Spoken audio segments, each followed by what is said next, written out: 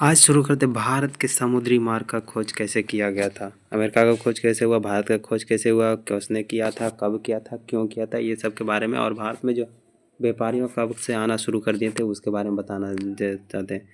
देखिए, पहले शुरू करते हैं कि ये हमारा अति है एशिया महादेश और ये है यूरोप महादेश।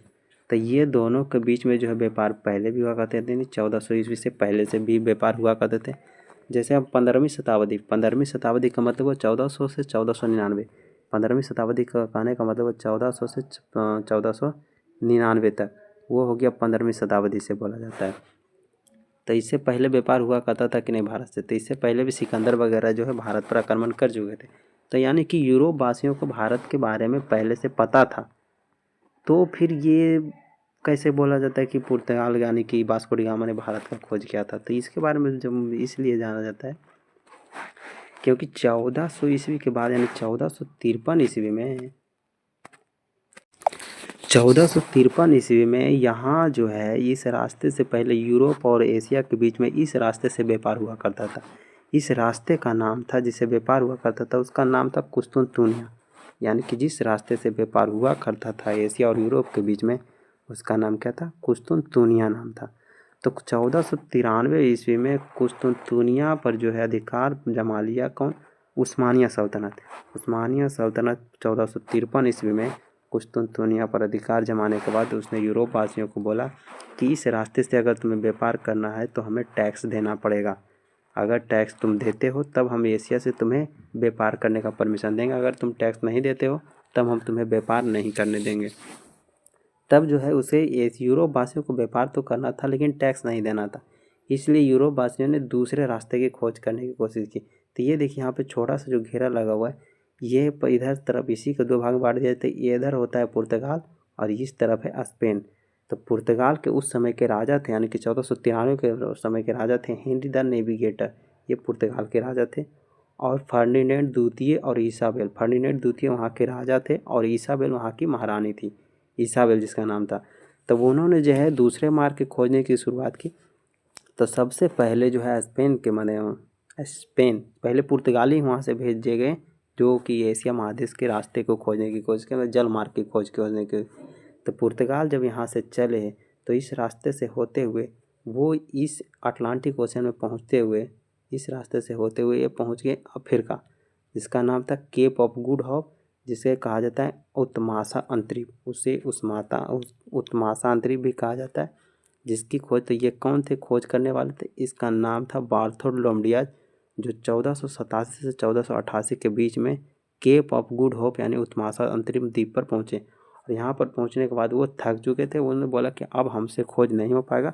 तो वो यहीं से उत्मासा अंतरिम से वापस दोबारा वो पुर्तगाल लौट गए। लेकिन इसके बाद जो है फर्डिनेंड द्वितीय यानी कि ईसाबेल, महारानी ईसाबेल जो स्पेन की रानी थी और वहाँ के राजा था फर्डिनेंड द्वितीय, उन्होंने फिर दूसरे को भेजा जिसका नाम था कोलंबस। तब वो इस रास्ते से आते हुए वो अटलांटिक ओशन में आने के बाद रास्ता भटके। उन्हें जाना था पूरब साइड, वो चले गए पश्चिम की तरफ। तो पश्चिम की तरफ जाने के बाद वो पहुँच गए इस रास्ते से, यानी कि यहाँ से निकलने के बाद वो इस रास्ते से होते हुए वो पहुँच गए अमेरिका। तो अमेरिका का खोज जो है 1492 ईस्वी। तो इस तरह से मतलब कोलंबस जो है यहाँ से पुर्तगाल से चलने के बाद यहाँ से चलते हुए पहुँच गए अमेरिका। अमेरिका में जाने के बाद उन्हें लगा कि हमने तो एशिया महादेश का खोज कर दिया है, समुद्री मार्ग का खोज कर लिया है। लेकिन वहाँ के जो लोग थे वो लोग गोरे गोरे माने गोरे लोग थे। तो उन्होंने रेड इंडियन के नाम से संबोधित किया। तो कोलंबस ने अमेरिका का खोज कब किया था? तो 1492 ईस्वी में। एक बात और आपको बता दूं कि यूरोप वासियों को 1492 से पहले अमेरिका के बारे में कोई भी जानकारी नहीं थी। तो इसीलिए कोई भी जानकारी नहीं होने के कारण इसे नई दुनिया के नाम से भी जाना जाता है। ये हुआ अमेरिका का खोज।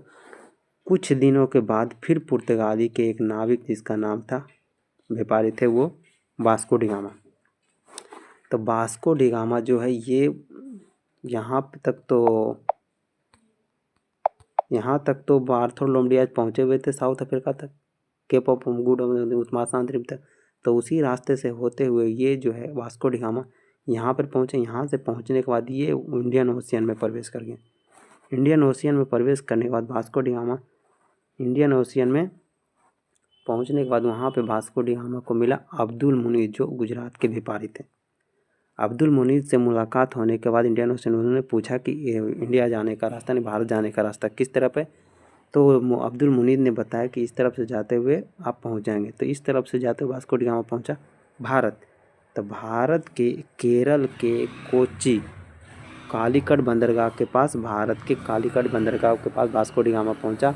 और वहाँ के राजा, महाभारत यानी केरल के राजा जो थे जमोरिन, उन्होंने वास्को डी गामा का स्वागत किया। वास्को डी गामा का स्वागत जमोरिन ने किया और वो वहाँ पे घूमे। 4 दिन घूमने के बाद वहाँ से बहुत सारे मसाला खरीदने के बाद, केरल ऐसे भी मसाले के लिए फेमस था, तो वो वास्को डी गामा का स्वागत किसने किया था? तो जमोरिन ने। वास्को डी गामा भारत कब पहुँचा? 1498 ईस्वी में। 3-4 दिन रहने के बाद वहाँ से क्या चीज़ खरीद के ले गए वास्को डी गामा? तो बहुत सारे मसाले ले गए और यूरोप के बाज़ार में जा कर के वो 61 रुपया में, यानी 1 रुपया में खरीदे थे, 61 रुपया में बेचे। टोटल यानी पूरे 60 गुना प्रॉफिट उन्होंने कमाया। ये बात जो है पूरे यूरोप वासियों को पता चल गया। तब वो लोग आगे व्यापार करना शुरू कर दिए। तो पहले पुर्तगाल आए, फिर डच आए और भी सारे विदेशी लोग यहाँ पर आने लगे।